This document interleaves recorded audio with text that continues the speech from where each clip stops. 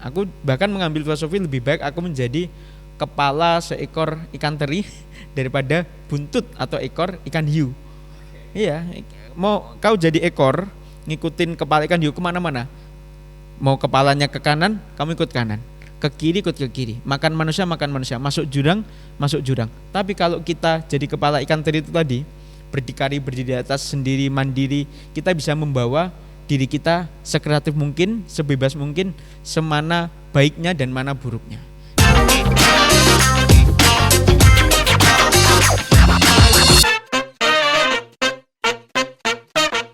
Hello and welcome back again to Hatem Podcast, the one with me, Muhammad Atsir, hanya ada di segmen Hatem Production.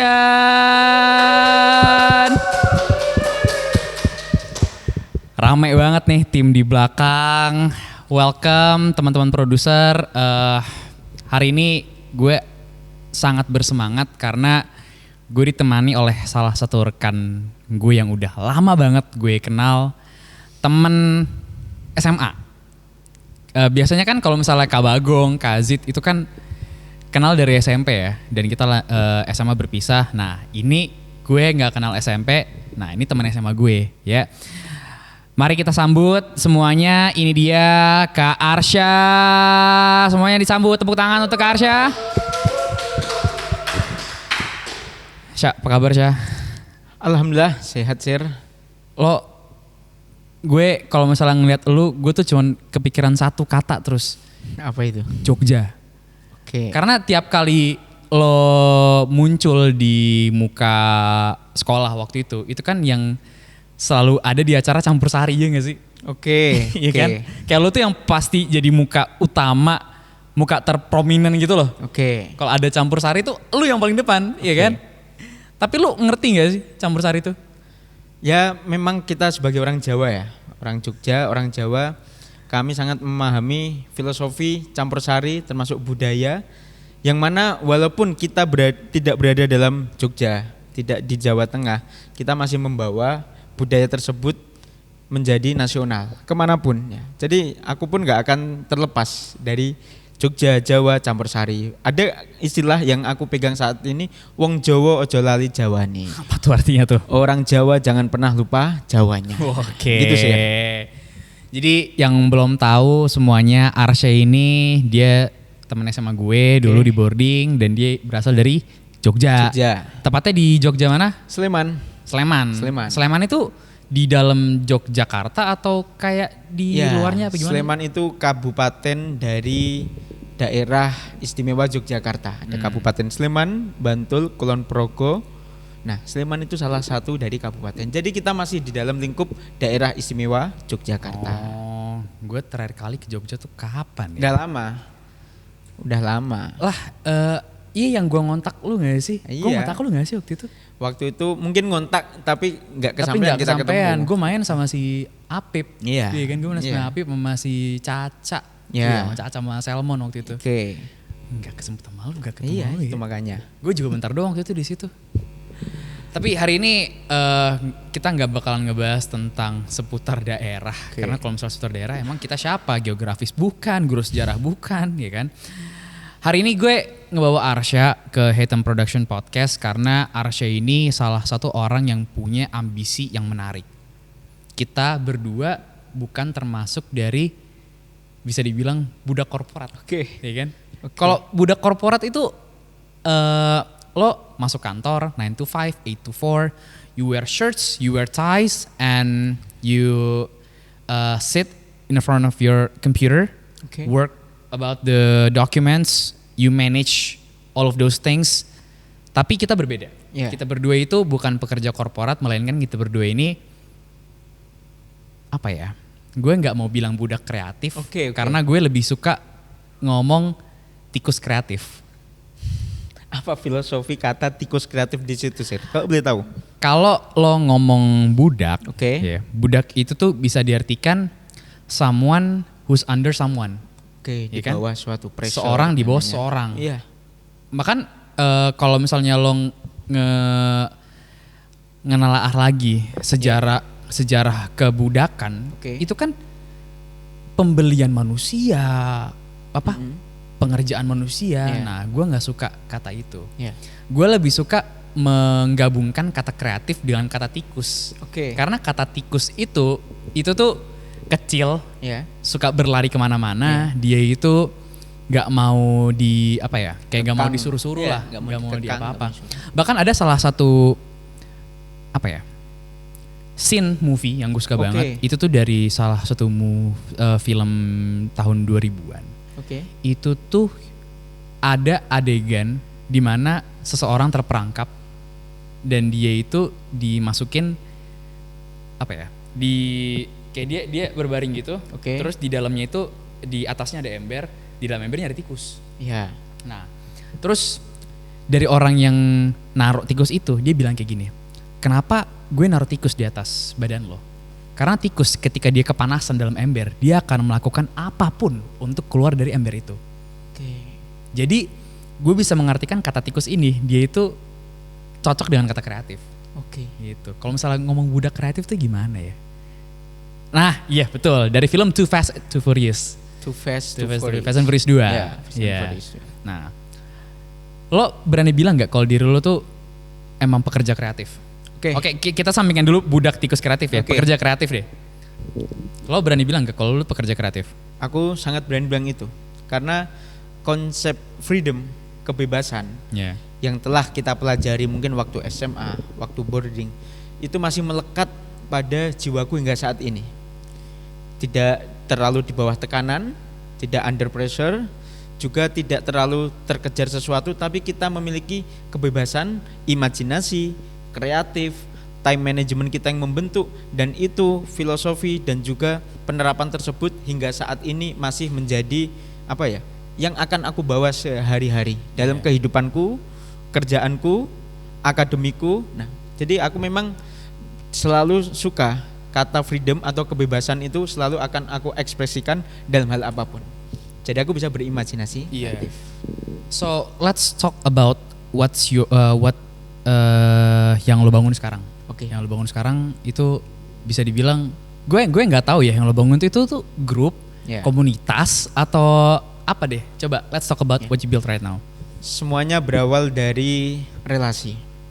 Aku selalu ingat kata-kata ini, kalau kita ingin berjalan cepat, kita berjalan sendiri. Tapi Oke. kalau kita ingin berjalan jauh, kita berjalan bersama-sama. Nah, maka aku mengambil cara agar kita ingin berjalan jauh tersebut bersama-sama dengan teman kuliah, teman kampus, teman tongkrongan. Nah, aku bikin sesuatu apa nih yang bisa melekat, yang selalu bisa aku bawa kepada teman-temanku. Akhirnya aku membangun sebuah bisa dikatakan startup untuk kedepannya. Oke. Ya, yaitu aku bisa katakan Havana. Havana ini memang aku proyekkan untuk menjadi sebuah tour dan travel kedepannya. Tapi di samping lebih dari itu, hingga saat ini aku sering sekali mengadakan kegiatan sosial, kegiatan volunteer bersama teman-teman, terutama di Yogyakarta.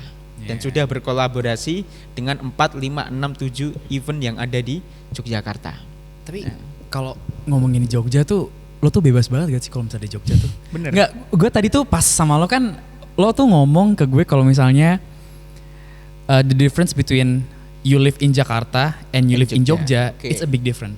Ya kan? Lo kalau misalnya di Jakarta itu tuh lo benar-benar kena pressure, lo Oke. benar-benar kena benar-benar di push lah. Tapi Yeah. kalau misalnya di Jogja, you want to be a kreatif, Yeah. ya lo bakalan jadi kreatif di situ. Yeah. Gitu. Gitu. Itu yang lo bedain di situ.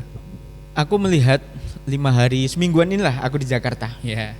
People come, people go, pergi pagi hari, pulang bukan sore hari lagi, malam hari lagi. Bahkan Sir, aku jam 12 perjalanan ke rumah lu, naik busway Transjakarta, jam 1 malam bis masih padat. Sedangkan di Yogyakarta semua bisa dikatakan jam 12, jam 1 transportasi itu sepi. Udah ini ya, udah nggak ada siapa-siapa. Udah nggak ada karena semuanya pada pindah ke tongkrongan. Nah, itu ya. bedanya. Yang gue salfok itu sebenarnya pas gue ke Jogja. Oke. Itu kan gue ke Jogja kalau nggak salah 2023 terakhir ya. Ya.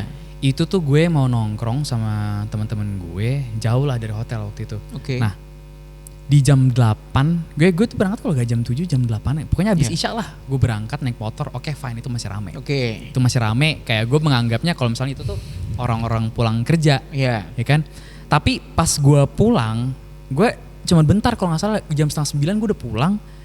Itu tuh kayak langsung bener-bener beda banget. Iya. Lo ngerti kan pas kita statement dulu tuh Farkun Ba'id Bainas sama Wat wal Qonawat, lo inget gak? Oke. Iya kan? Ingat. Itu tuh kayak bener-bener jauh banget, kayak dari rame, Iya. lah kok tiba-tiba jalan udah mati, Iya, benar. jalan udah sepi, kayak perasaan di Jakarta nggak gini deh. Iya. Di Jakarta tuh di jalan gede itu apa Sudirman, Bener. ya kan, itu tuh ya Allah jam 10 tuh masih rame bro, Iya. ya kan, kayak emang Jogja tuh tentram banget ya jadi kota ya. Makanya Jogja sering kita bilang slow living. Orang yang hidup santai, orang yang hidupnya tenang itu tinggal di Jogja. Karena mereka tidak terkekang sama hal-hal yang bersifat pressure, tekanan. Oke lah kita tertekan, tapi cukup sampai di jam 4, jam 5 aja. Kalau lo ngomongin Jogja Oke. sama Jakarta, kira-kira apa yang pengen lo bawa dari Jogja ke Jakarta deh? Oke. Sebenarnya aku ke Jakarta ini dalam rangka yang pertama memperluas koneksi. Yang kedua aku antropologi. Antropologi itu melihat keadaan sekitar, Oke. melihat keadaan sesuatu. Yang mana perbedaannya jauh banget. Aku di Jogja dan aku di Jakarta.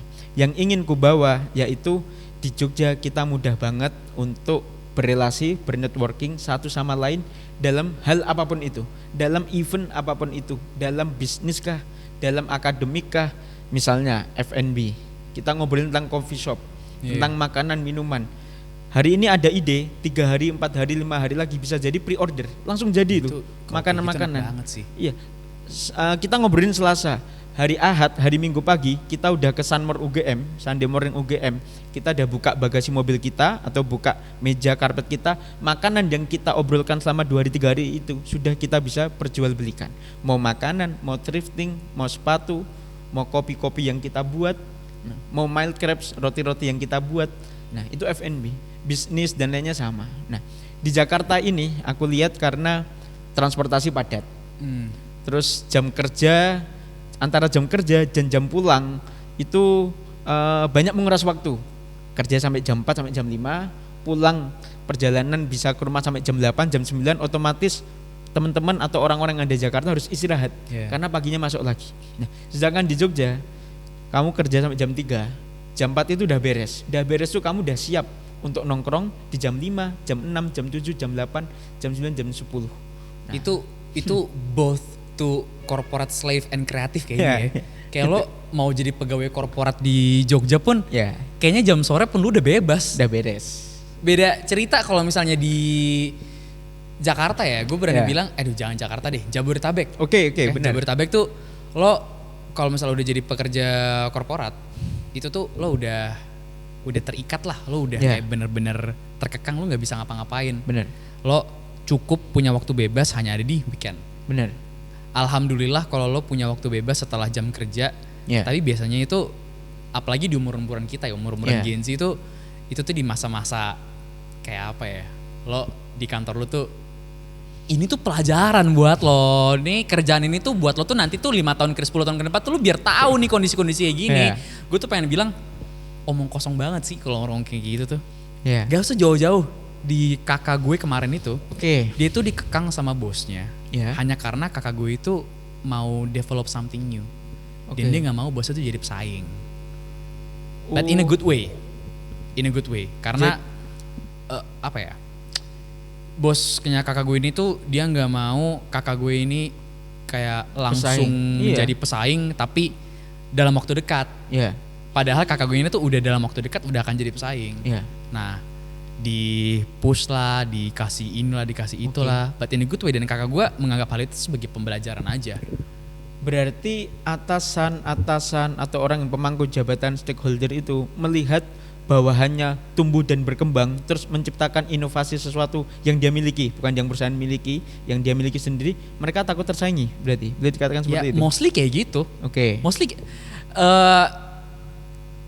Gue akan menyampingkan kakak gue deh. Gue akan coba kita ambil studi bicara. kasus kakak gue, diri gue sendiri. Oke, Ya kan? betul, Sir. Gue kebetulan pernah jadi pegawai korporat juga. Iya. Tapi gue nggak lama. Gue cuma setahunan. Iya. Gue cuma setahunan pekerja korporat. Itu pun gue jadi bukan jadi kartap.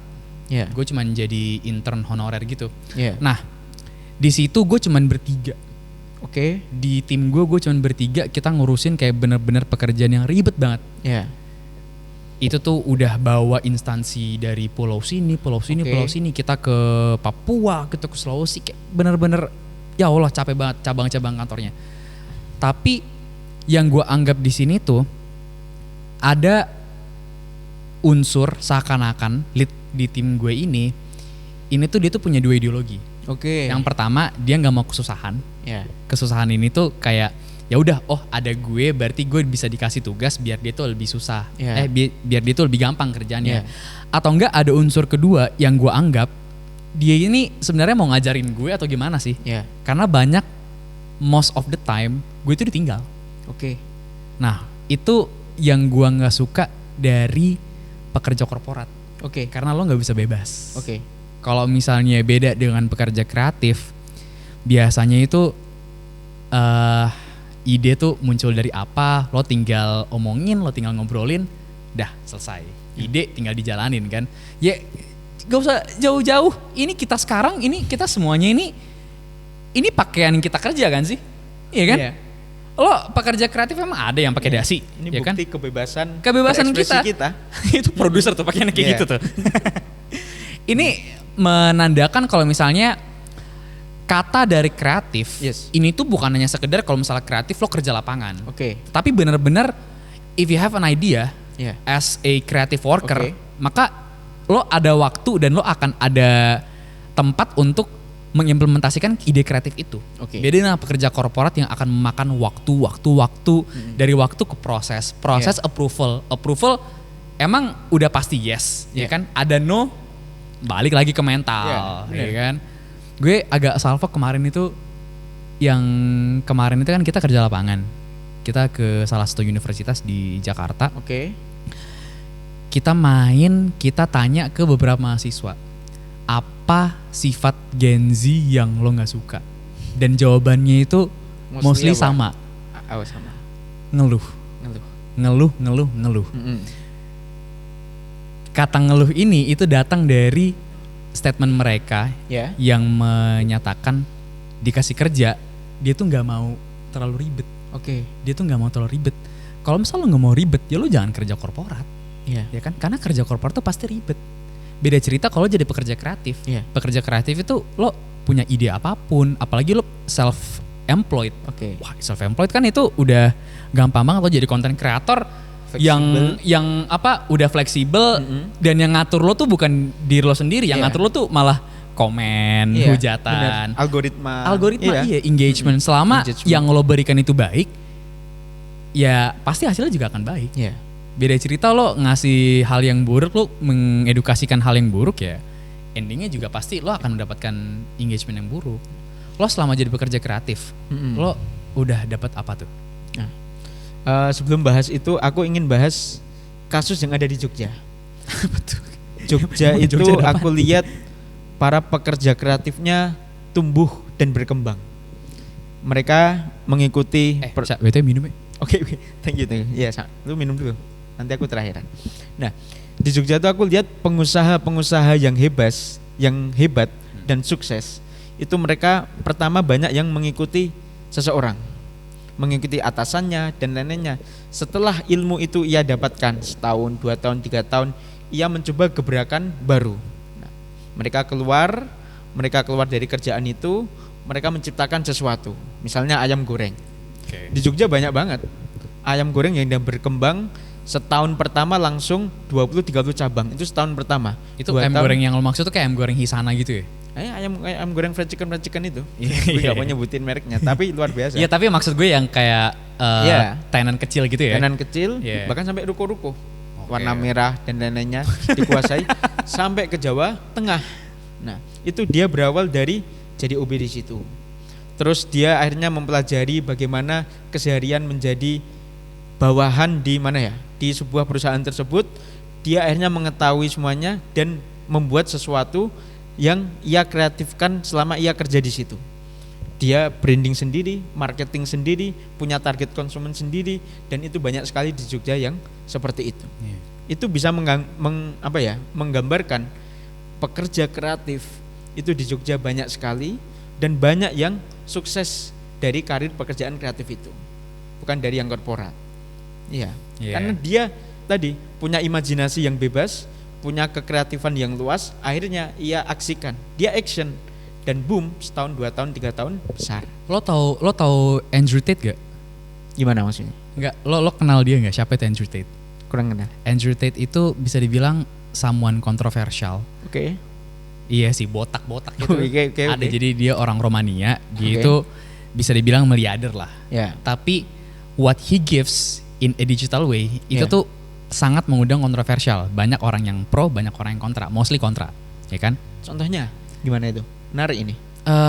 Waduh, gue nggak bisa ngasih contoh ya. Oke. Tapi banyak yang bilang dia itu sexist, banyak yang bilang dia itu what he gives all of it misogynistic.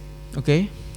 Dan gue berani bilang enggak, karena yang Andrew Tate kasih itu tuh tergantung kita menerima statement itu tuh gimana. Oke. Nah, ada salah satu statement yang gue suka banget dari Andrew Tate. Oke, boleh. Ketika lo mau menjadi miliarder, ya lo jangan jadi pegawai korporat.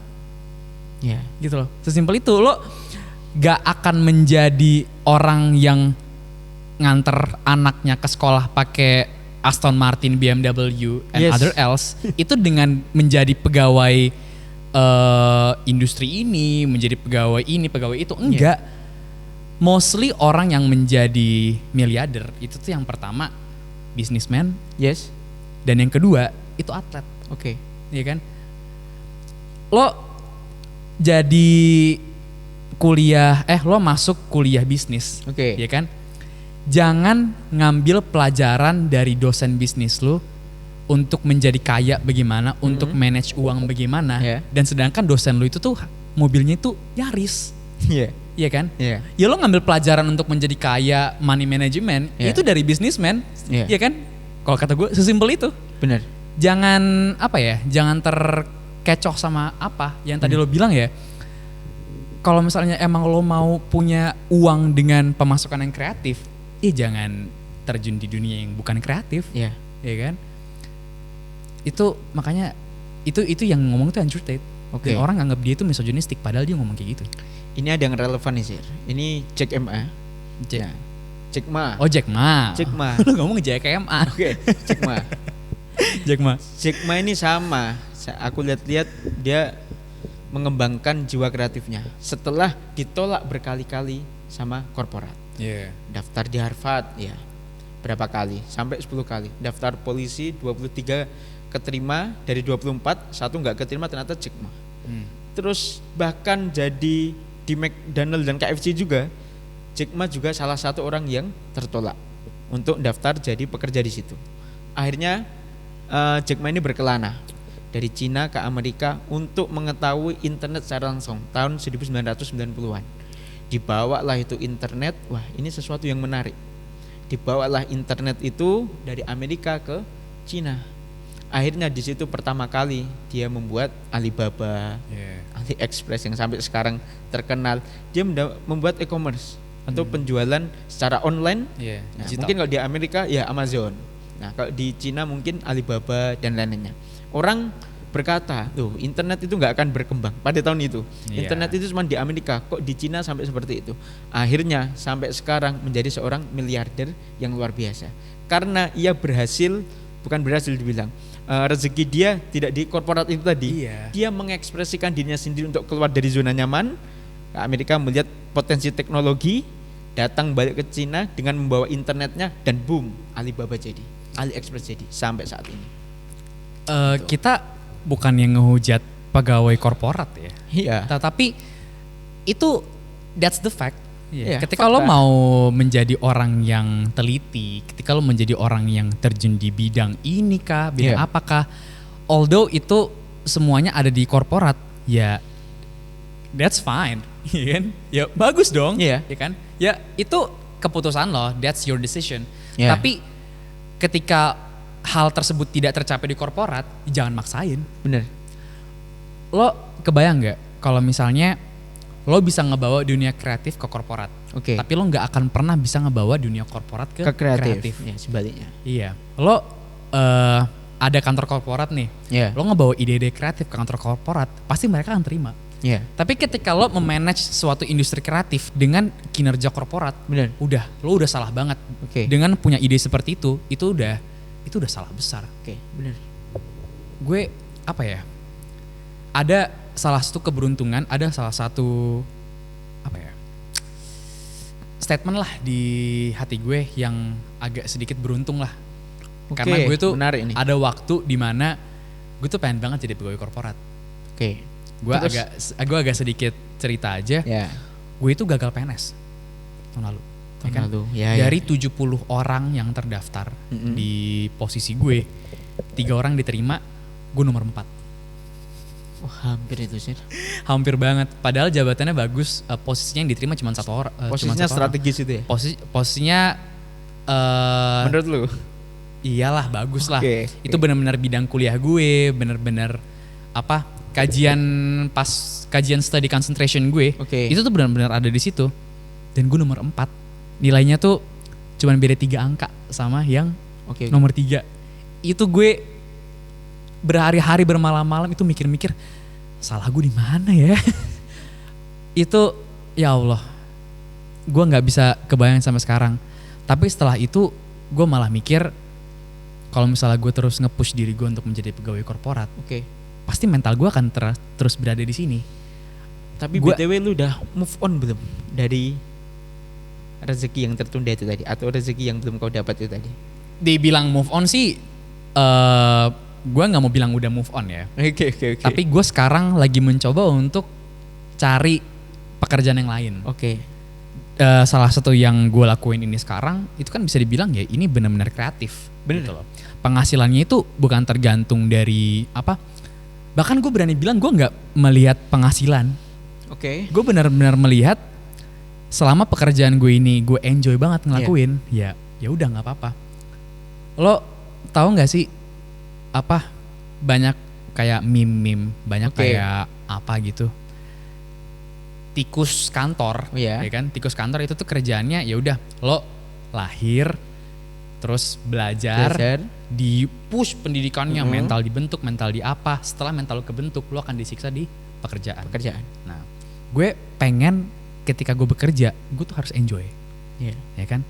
Dan maaf, gue tidak akan mendapatkan pekerjaan enjoy itu kalau misalnya gue menjadi pegawai korporat. Oke. Gue takut. Gue pernah interview,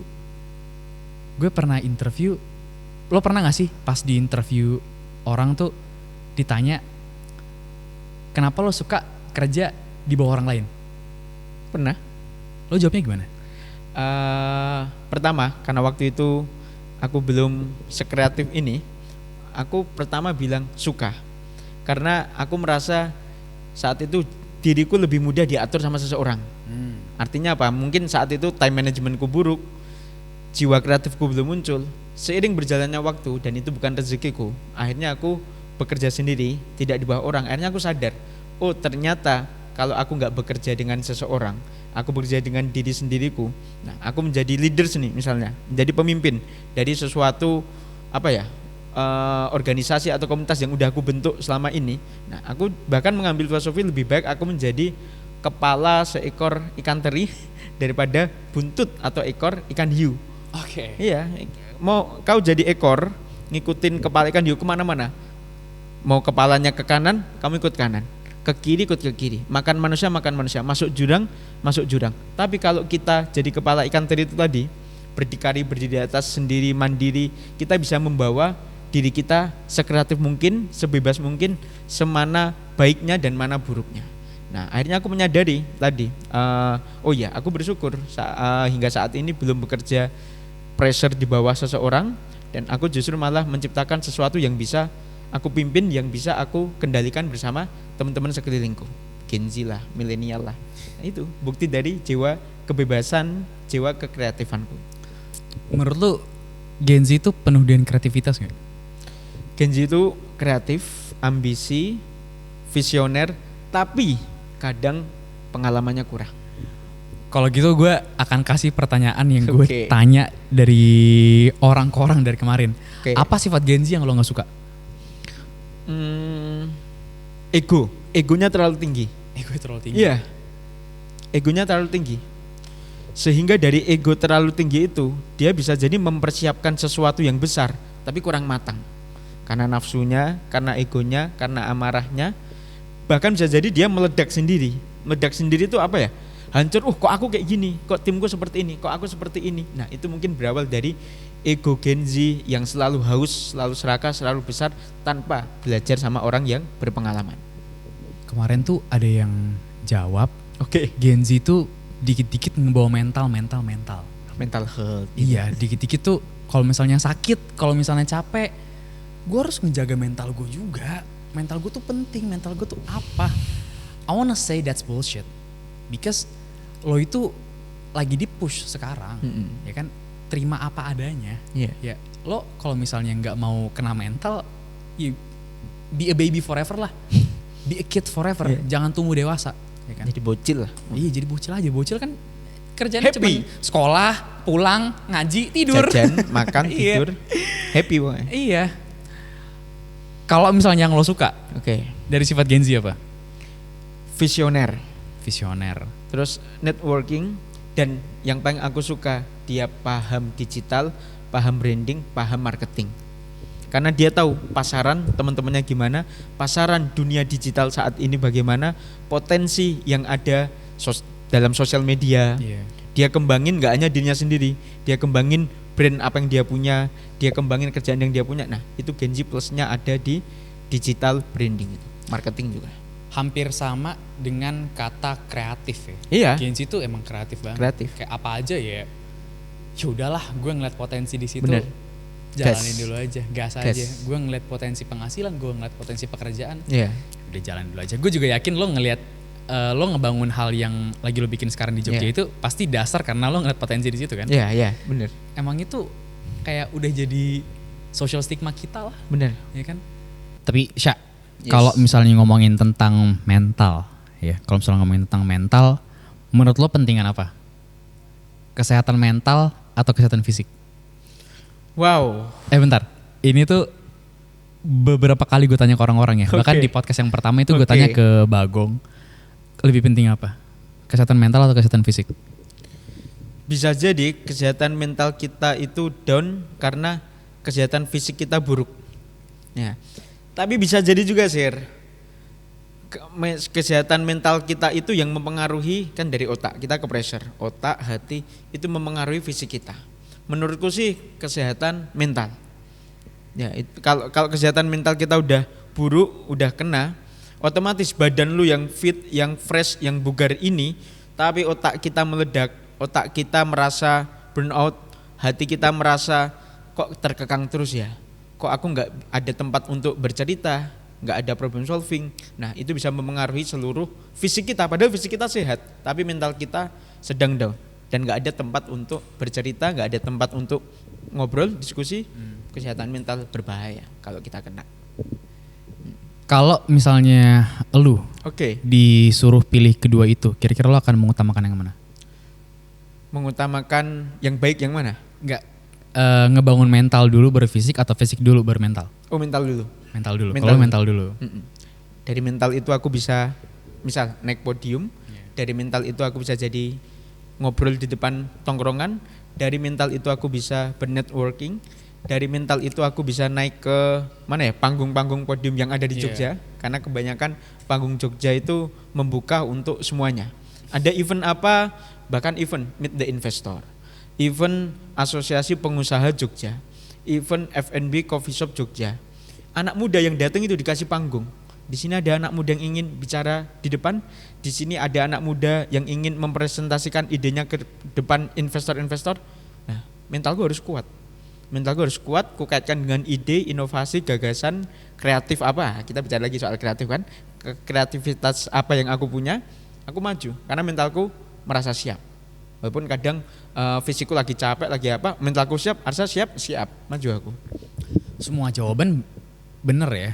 Oke. Kalau misalnya yang kemarin kita bahas itu what's more important Yes. itu tuh kesehatan fisik. Oke. Karena kalau misalnya fisik lo udah nyaman, Yeah. fisik lo udah terbentuk, ya mental akan ngikut. Oke. Tapi ketika lo hanya fokus untuk ngebangun mental Yeah. tanpa ngebangun fisik, yang mental lo doang yang akan kebangun. Kayak istilah kata lo akan jadi liberal aja. Oke. Iya, lo hanya berfokus untuk mikir dari berbagai cabang pemikiran. Iya. Semua pikiran lo pikirin, semua lini lo ambil. Iya. Lo ingat kan yang tadi kita bilang kan, semua lini akan lo pelajarin, Iya. ya kan. Tapi dibilang mental yang penting, yang lebih penting, ya ujung-ujungnya mental akan lebih penting, Iya. ya kan. Tapi to be a creative worker, Oke. apakah mental tersebut akan lebih diuji daripada seorang pegawai korporat? Bisa dibilang oke lah diuji harus menanggung jawab, harus bertanggung jawab apa yang telah dia gagaskan, apa yang telah dia inovasikan, dia harus bertanggung jawab. Lu udah berani bikin inovasi seperti ini, lu udah berani bikin ide seperti ini, kok lu ngebuktiinnya lama, kok lu ngebuktiinnya kayak gini nggak sesuai harapan. Nah, mental di situ mental kita diuji, bukan dari orang yang dari orang-orang yang terdekat nyenggol kita. Gimana idenya? Gimana gagasan yang kita bicarakan kemarin. Wah, di situ kalau kita mental kita down, akhirnya semua ide, semua kekreativitas kita yang kita miliki bisa jadi semuanya terhambat. Karena mental kita udah, waduh, kok jadi bener ya, jadi bumerang bagi diri sendiri. Nah, itu untuk jadi seorang kreatif, pekerja kreatif itu ya, mental itu sangat penting sih.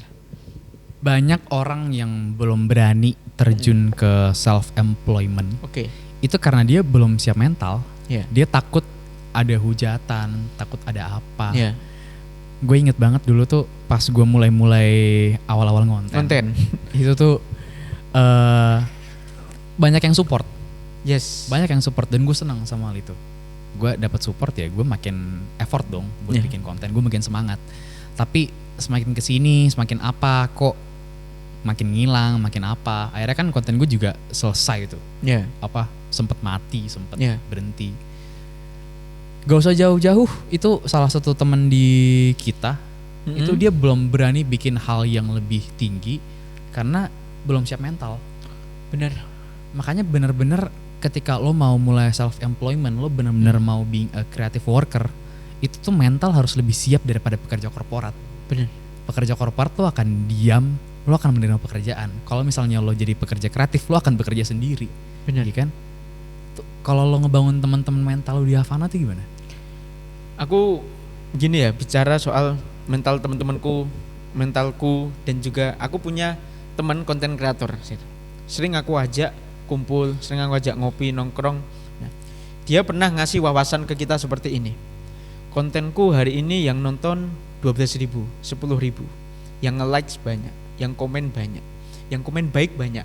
Tetapi di antara ratusan komen baik itu ada satu komen buruk, dua komen buruk, dan satu komen dan dua komen yang buruk itu tadi yang paling terasa daripada ribuan orang yang views, ribuan orang nge-likes, lebih terasa di komen, dihujat sama satu dua orang itu tadi. Nah, Ideologi titik hitam di kertas putih. yes, kelihatan, nampak kan? Bener-bener. Iya. Lo ketika ngeliat Wah. titik hitam di kertas putih, lo nggak akan ngeliat kertas putihnya, Bener, tapi lo akan ngeliat titik hitamnya. bener. Ya kan? Itu kayak bener-bener menjadi ujian Ya, self-employer gitu ya. Bener sih. Lo pekerja kreatif ya, lo siap-siap dihujat, Iya. lo siap-siap menerima challenge obstacles yang lebih daripada Iya. pekerja korporat. bener. Pekerja korporat itu hujatannya mungkin dari bos, mungkin Iya, dari dari apa, atasan. ya gibah-gibah gitulah. Ya, dari Kan, atasan. tapi kalau misalnya lo pekerja kreatif kan desain lo salah, video lo kok Wah, nggak iya, nggak sesuai viral, nggak target, apa, nggak apa. algoritmanya kok hanya berhenti di situ aja, ya kan? stuck. Nah, Itu udah lo pasti akan mendapatkan berbagai macam hujatan. Lo selama lo ngebangun komunitas lo ini yang di Jogja, lo udah dapat challenge apa tuh? banyak teman-teman terdekatku bahkan sering nanya, kalau kamu hanya sering kumpul saja, nggak ada aksi yang udah kamu idekan, gagasan, terus buat apa perkumpulan ini? Nah, padahal aku bisa jadi jawabanku belum memuaskan mereka. Aku selalu menjawab, fundamentalku harus penting, manajemenku, timingku, terus juga sistem yang sedang aku bangun ini Nah, apalagi dunia travel bro, tiketing, sistem tiketing, transportasi, sewa apartemen, hotel, perjalanan, bahkan mobil, bahkan sampai misal supir dan lainnya. Itu banyak sekali fundamental atau sesuatu yang prioritas yang harus aku perhitungkan. Dan itu ternyata butuh waktu lama, gak bisa sebulan 2 bulan aku bangun. Nah, dan orang-orang sekitarku yang mungkin belum mengetahui proses itu selalu menanyakan itu. Jadi pressure buat aku. Harus aku buktikan, harus aku tunjukkan. Pertanyaan-pertanyaan teman-teman itu harus aku jawab dengan waktu secepat-cepatnya. Nah, padahal gak bisa dan waktu secepatnya itu. Nah, itu sih, itu pressure yang aku alami. Jadi jangan kira. Padahal mah kalau misalnya pressure kayaknya bener-bener lo akan kena pressure yang tinggi tuh tahun depan ya. Iya. Lo akan memanfaatkan travel ini Iya. di kala Kementerian Agama mundur dari haji. Iya. Iya kan? Iya. Lo bakalan mikir gak buat terjun di situ? Ya, aku akan belajar sama orang yang berpengalaman, yang udah Studi banding Iya, dulu. studi banding dulu. Apakah pendatang seperti kita ini bisa masuk langsung berkecimpung ke dunia yang seperti itu, yang langsung internasional, langsung jauh, bukan lagi Jogja Jakarta, bukan lagi Jakarta ASEAN, tapi langsung Arab, Timur Tengah dan lainnya. Nah, aku bakal menguji seberapa kuat mentalku dan seberapa banyak ilmuku yang harus aku dapatkan dari teman-teman yang udah berpengalaman di bidang itu. Tentunya aku ada potensi ke situ. Tetapi biar waktu yang menjawab, karena aku juga butuh waktu untuk berdiskusi dengan teman-temanku yang bisa aku sebut mentor-mentorku lah dalam membangun proyeksi itu. Tapi kalau misalnya lo udah terjun di dunia haji tahun depan, lo akan terapresiasi. Gila, gue apresiasi banget sih sama lo sih. Itu keren banget coy. Lo keren banget. Gue semuanya di sini yang ngebangun Hitam Production itu juga dari nol ya. Bener. Dari nol semua. Dan gue akan mengapresiasi ke kita semua karena sudah mencapai titik ini. Itu udah wow lah. Wow banget. Bahkan aku lihat Acir dan teman-teman membangun seperti ini, konten yang tiap hari lu buat dari Ramadan 30 hari 30 kajian itu ya. 30 hari 30 kisah. Iya, 30 hari 30 kisah lah. Berapa kisah? 25 kisah Ramadan lah. Iya, maksudnya kan hampir tiap hari kalian bikin konten. Aduh. Jangan dikira itu nggak mendapat apresiasi dari teman-teman. Apresiasi itu bisa secara langsung, bisa secara tidak. Mungkin ini aku baru ngakam secara langsung.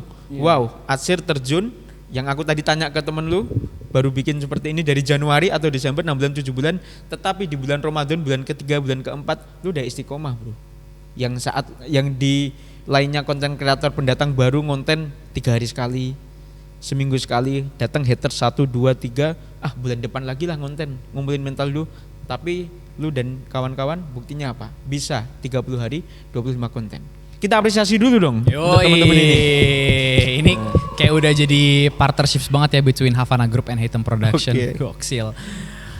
Kalau misalnya dibilang kerja tiap hari ya, kayak bener-bener yang menjadi akibat to be a creative worker, ya lo nggak akan ada nggak akan ada libur, nggak akan ada apa. Kayaknya gue juga Sabtu Minggu buka laptop buat ngebuka Docs, buat ngebuka Google Sheet, itu kayaknya udah biasa banget ya kan? Buat ngontak buat ngontak temen lo sendiri, kayak cuman pekerja, ini gimana, ngepost ini, ngepost itu. Kayaknya itu udah menjadi akibatnya aja. Kalau misalnya lo jadi pekerja korporat, dapat notif di Sabtu pagi aja, itu udah kesel banget pasti, kesel banget. Dan lagi rebahan santuy, liburan di hari ini, buka ada notif, bilang Sya, nanti kerjain ini ya. Pasti yang akan menjadi pikiran di orang itu tuh cuman mikir, ada duit tambahan gak ya? Iya kan? Ada duit tambahan ya? Iya. Kalau misalnya jadi pekerja korporat kan, ya lo lembur pasti ada duit tambahannya. Tapi to be a creative worker, lo mau kerja sampai jam 12 malam juga, lo udah menjadi pekerja kreatif, lo akan nyaman kerja di situ, ya kan? Jadi lo nggak akan peduli penghasilan. Bukan nggak peduli penghasilan ya, penghasilan itu bisa dibilang nomor kesekian, tapi nomor satunya adalah enjoy. Ya kan? Selama lo bikin komunitas lo ini, lo enjoy nggak? Enjoy. Karena di situ aku membangun komunitas itu dengan orang-orang terdekat.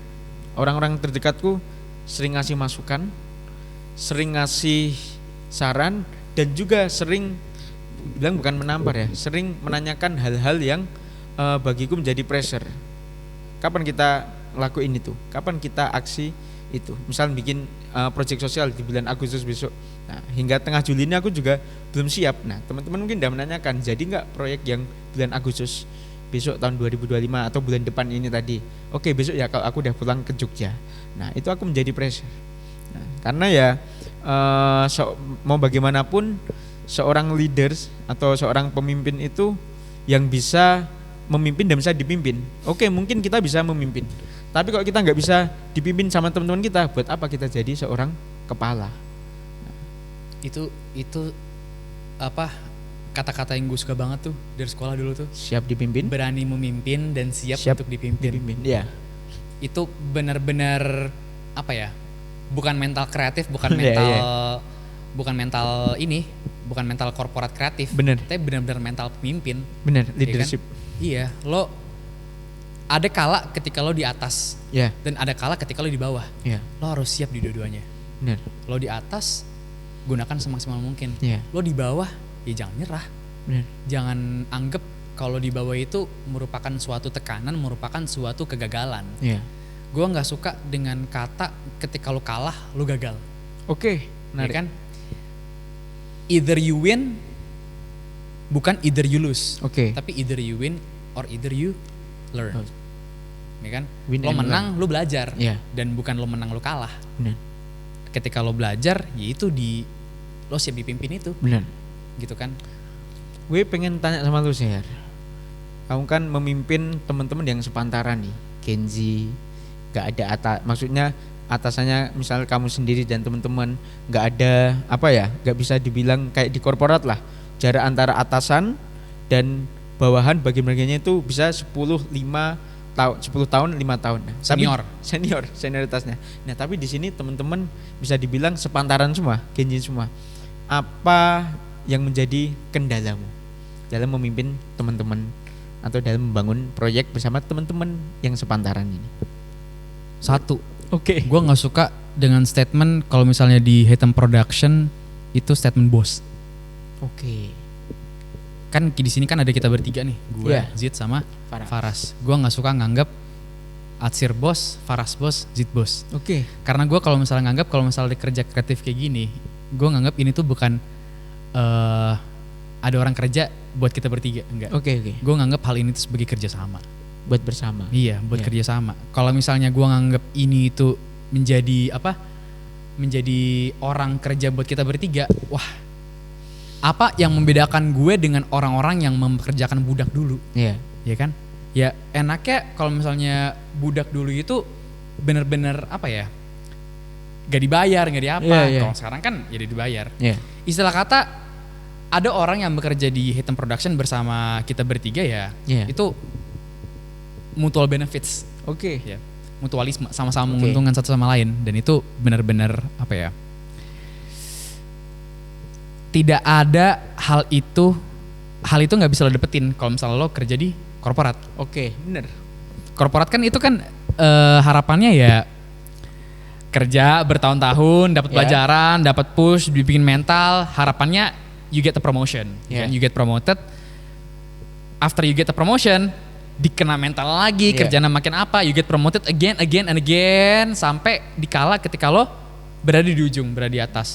Iya, kalau sampai di ujung, kalau sampai di atas. Kalau misal di tengah-tengah lo berhenti, tiba-tiba mental lo down, lo resign, lo ya gue nggak ngebayangin diri gue selama beberapa tahun ke depan kayak gitu sih. Ya kan? Kalau gue nanya sama lo, where do you see yourself in 10 years? Lo akan jadi apa? Aku dididik sama orang tuaku, keluargaku, jangan pernah meninggalkan akademik. Pertama, selalu belajar. Selalu belajar. Lanjut kuliah, lanjut belajar dengan mentor siapapun, lanjut belajar. Itu nggak akan bisa ditinggalkan sama anak muda zaman sekarang. Apalagi misal gue anak pertama, calon pemimpin keluarga. Terus misal kalau aku punya usaha, punya apa, harus banyak belajar juga. Karena kalau di mana dibilang stop belajar bangun sesuatu, aku bisa jadi setelah S1 ini aku stop. Nah, tapi karena aku ada motivasi dari keluarga, dari orang tua untuk selalu lanjut studi, nah kedepannya aku akan menjadi seorang pembelajar, akademisi, yang mana itu akan gabungkan dengan dunia entrepreneurship, dunia usaha, dunia wirausaha. Jadi ke depan bisa dibilang 5-10 tahun ke depan aku tetap menjadi seorang pembelajar, seorang yang belajar, dan aku akan terjun dalam dunia wirausaha, startup kah dan lainnya yang sedang kita bangun saat ini. Ya mungkin itu sih kalau dari aku.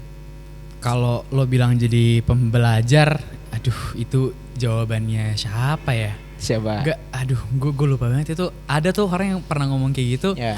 Lo itu siapa? Ya gue cuman sebagai seorang pelajar aja. Ya. Karena belajar itu bukan hanya sekedar belajar di sekolah. Bener. Ya kan? Lo bangun bisnis, lo jadi kerja advertising, lo bikin tour kayak lo itu. Ya itu lo belajar, ya bener. kan? Semakin banyak hal yang lo pelajarin, semakin tinggi juga pengetahuan lo. Oke. Ya kan? Beda cerita kalau misalnya yang lo pelajarin cuma itu aja. Kalau kata siapa? Pegawai puskesmas tuh. Dokter puskesmas itu dia kan bilang kan otak itu akan menjadi pikun kalau misalnya nggak lo latih. Iya. Ya kan? Kalau misalnya lo latih otak lo ya, otak lo akan terus berkembang, ya kan? Berkembang cerdas. Orang yang udah pikun di umur 30, 40, itu karena dia nggak ngelatih otak ya. Hampir sama kayak badan. Bener. Lo di umur 25, di umur 30, lo udah encok, lo udah bengkok, lo udah nggak bisa berdiri tegak, duduk tegak. Itu kan lo nggak ngelatih badan lo sendiri. Bener. Ya kan? Ketika lo udah rajin jalan, jaga makan, diet, itu udah pasti akan nyaman. Sama kayak otak. Jadi kalau misalnya belajar ya gue happy banget lah kalau misalnya lo jawab kayak gitu. Kalau misalnya lo bilang tadi kayak gue ngebayangin diri gue 10 depan gue bakalan jadi presiden. Wow, hebat sekali Anda. Sya, ini agak lucu nih. Jadi gue ada sedikit challenge, pertanyaan buat lo sebagai founder of Havana Group. Lo ngomongnya Havana Group apa Havana Travel sih? Havana Group. Havana Group ya. Kalau misalnya Havana Travel kan itu kayak hanya sekedar ya udah lo booking travel sama kita kan. Tapi kalau misalnya Havana Group lo tadi ngebangun komunitas dan itu keren banget. As the founder of Havana Group, I have a question for you. Apa top 3 destinasi wisata travel anti-mainstream, hidden gem yang harus dipenuhi sama anak muda, anak-anak culture zaman sekarang? Lo nggak culture kalau misalnya lo nggak kesini, dan itu tuh orang-orang tuh nggak tahu. Lo terserah deh mau ngomong di Jogja kek, mau ngomong di Cikarang kek, mau ngomong di Jakarta kek, terserah. All around Indonesia. Yang pertama orang mungkin banyak, yang pertama Yogyakarta lah. Aku Jogja bilang. lah ya. Nomor 3 Yogyakarta. Lo pride dulu dong sebagai anak Jogja. Sebagai Akamsi. Anak kampung sini, anak kampung sana. Akamsa. Aku akan mengatakan Yogyakarta itu harus dan wajib. Orang kadang taunya hanya pantai dan Merapinya saja, Parangtritis dan Merapi dan Malioboronya. Kalau kita kulik, di situ kayak ada keraton, di situ ada wisata-wisata alam, bahkan ada bukit-bukit dan juga pantai-pantai. Nah, aku punya temen nih yang bekerja di dinas pariwisata, yang lain-lainnya, yang mengurusi kedatangan turis-turis yang ada di Indonesia. Ternyata yang ketiga paling banyak itu di Jogja. Mereka suka dengan sejarah. Keraton, Tugu, Kota Gede, Candi. Malioboro, Candi Prambanan, bahkan melipir dikit lagi ke Borobudur. Nah, itu yang nggak akan pernah didapatkan oleh turis di luar negeri. Makanya mereka datang untuk melihat candi secara langsung, keraton secara langsung, kerajaan-kerajaan yang ada di Yogyakarta. Kalau spesifiknya Jogja di mana tuh? Di Jogja di Sleman. Sleman itu udah the best lah ya. Sleman itu dari Merapi sampai ke mana ya? Sampai ke kota, bisa dikatakan nggak bisa ngomong Sleman juga ya, Sleman dan kota Jogja. Karena di kota Jogja ada tadi Kota Gede, ada juga keraton dan lain-lainnya, itu semuanya berpusat di situ. Sleman di Prambanan, sama Merapinya. Itu nomor 3 tuh Jogja tuh. Iya, nomor 3. Kalau nomor 2 apa? Nomor 2 aku akan mengatakan Jawa Tengah. Jawa Tengah kan luas. Tapi aku akan kaitkan dengan wisata alam yang ada di Jawa Tengah. Temanggung, Dieng, terus juga sampai ke Borobudur, sampai ke Solo. Bromo Jatim ya? Iya, Bromo Jawa Timur. Ya. Bromo Jatim. Ya. Karena di Borobudur itu sampai ke kawasan Dieng, sampai ke kawasan Temanggung, Wonosobo, Solo. iya Solo. Nah, aku bicara soal Dieng, Wonosobo dan lainnya. Wah, di situ apa ya? Alamnya dapat, danaunya dapat, hijau-hijaunya dapat. Bahkan sampai ke Magelang ada Borobudur juga. Nah, kalau nomor 1 Sir, yang wajib dikunjungi itu Bali. Bali bener. Seminggu 2 minggu aku di Bali itu udah ngilangin stresku selama 1 tahun. Nah, dan itu aku setahun sekali, tahun 2025 ini udah awal tahun ke Bali. 2022 juga sama lu juga. Gue terakhir ke Bali kan sama lu. Iya. Nah, aku yang awal tahun kemarin aku ke Bali, langsung ke destinasi yang belum pernah aku tuju, sampai ke Nusa Penida, sampai ke Desa Panglipuran. Bahkan aku merasakan jalan kaki maghrib sampai malam itu di pantai kayak Kute, Seminyak, Double Six Beach, yang mana itu nggak aku rasakan di pantai-pantai lainnya. Persis vibes-nya tuh kayak ada di Hawaii, kayak ada di Amerika. Bagaimana kita bisa melihat apa ya, kehidupan orang luar negeri hidup secara apa ya, secara bebas, secara terbuka, itu ya ada di Bali itu tadi, karena dibalut dengan alamnya. Yang itu nggak akan ditemukan di beberapa negara lain, aku katakan. Dan Bali itu apa, kental budaya. Benar. Kental budaya Kental banget. budaya. Dan apa, gue tadi baca cerita di Instagram, Ya. tim bola Liga 1-nya Bali Oke. United, Ya. itu kalau nggak salah sebelum musim ini dia itu ritual budaya Bali dulu. Oh iya. Iya. Dan itu yang mengaitkan Bali itu bukannya sekedar destinasi turis, Iya. tapi benar-benar destinasi budaya Iya. yang emang budaya kental itu ada di Indonesia. Benar. Nah itu, jadi jangan anggap Bali itu hanya sekedar apa ya, destinasi turis, Iya. karena pantainya, karena apanya, tapi emang Bali itu Budaya. benar-benar become the true face of Indonesia. Benar. Iya. Gue ada satu jawaban, tapi gue cuman satu aja.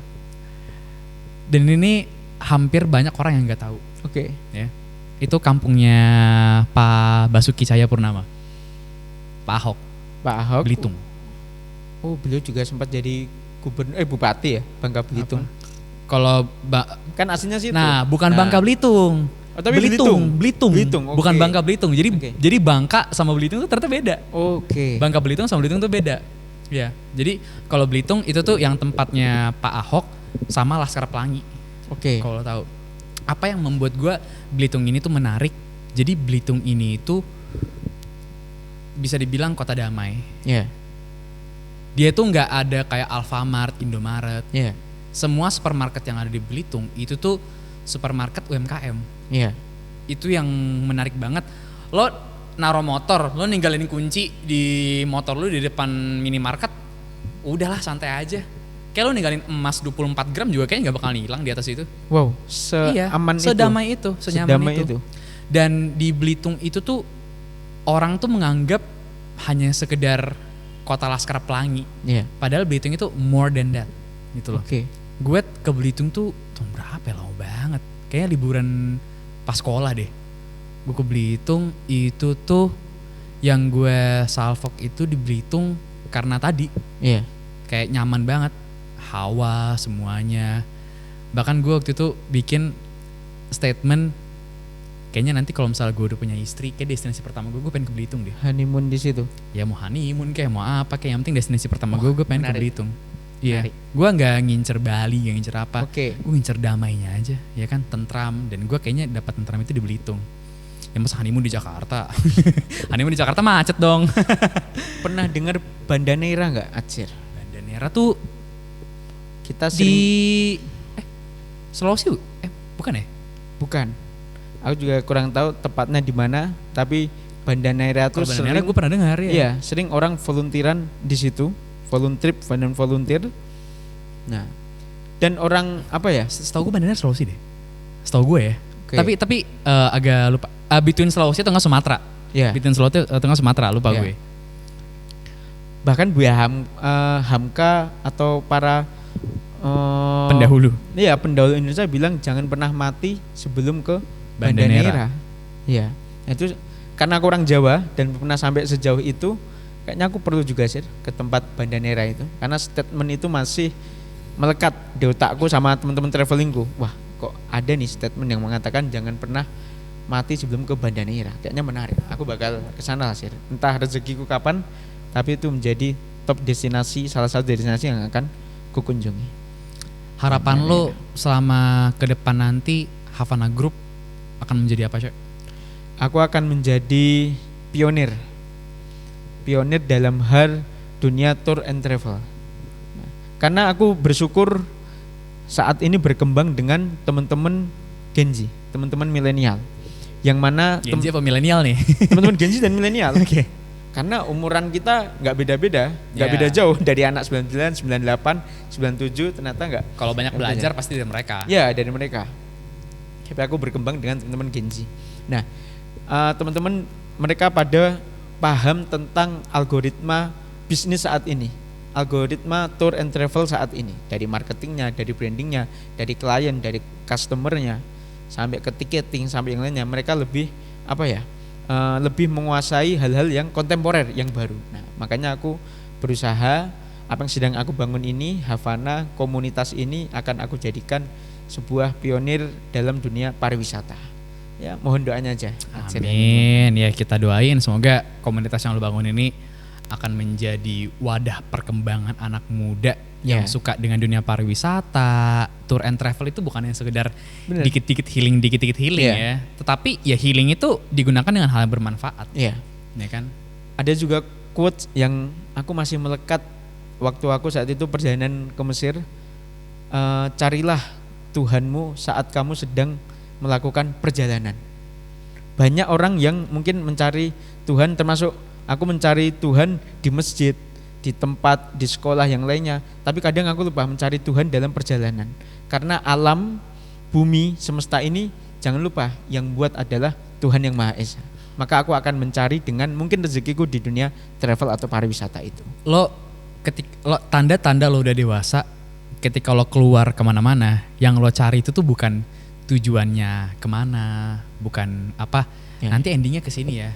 Tapi pasti yang akan menjadi your main concern itu tuh, gue yakin banget, ntar gue sholat gimana ya? Lo ngerasa gak kayak gitu? Ya, ngerasa. Itu ngerasa banget. Ngerasa. Ketika lo udah dewasa tuh itu kerasa banget. Gue pergi pakai celana pendek. Kalau misalnya tiba-tiba gue gak ketemu masjid yang nyediain sarung gimana? Bener. Pasti gue takut banget tuh. Ya kan? Lagi maghrib sampai isya. Iya, aduh. Anak-anak muda jangan lupa sholat ya. Bener. Oke, thank you banget ya udah datang ke Hitam Podcast. Kita apresiasi banget, kita doain semoga Havana Group tadi menjadi wadah komunitas perkembangan anak muda yang amin benar-benar bermanfaat. Mungkin lo ada pesan untuk teman-teman? Teman-teman semuanya. Situ. Oke, situ ya.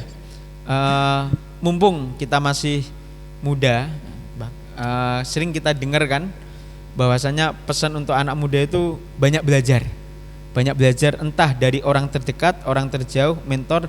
Yang paling penting belajar dari orang yang sudah berpengalaman, karena bisa jadi ambisi, ego kita, gagasan kita, inovasi kita bisa jadi tidak akan terwujudkan karena kita tidak belajar dengan orang yang berpengalaman. Mungkin pesanku itu aja sih, dan aku doakan Hitam ini sukses semuanya. Amin. Dan teman-teman, aku juga ingin memberitahu bahwasanya kedepannya kami di Havana Tour and Travel ini yang sekarang sedang berkembang dalam transportasi perjalanan darat dari Jogja, dari Jawa Timur, Jawa Tengah. Kedepannya kami juga akan menyediakan paket tur perjalanan, terutama yang terdekat ASEAN, 2 atau 3 negara, dari Singapura, Malaysia, Thailand. Maka teman-teman yang ingin kita belajar bersama melihat keindahan ASEAN dari Indonesia, Malaysia, Thailand, Singapura bisa mengikuti dan juga bisa bergabung dengan Havana ini. Ya mungkin itulah sih. Kelas banget nih Havana Group nih. Gak sabar gue pengen ke ASEAN.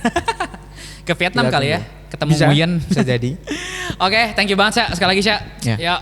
Next time kita ngobrol-ngobrol lagi. Oke, thank you semuanya. Hitam Podcast pamit undur diri. So let's give it up to Hitam Production and Havana Group. Ulang. So again, let's give it up to Hatem Production Havana and Havana Group.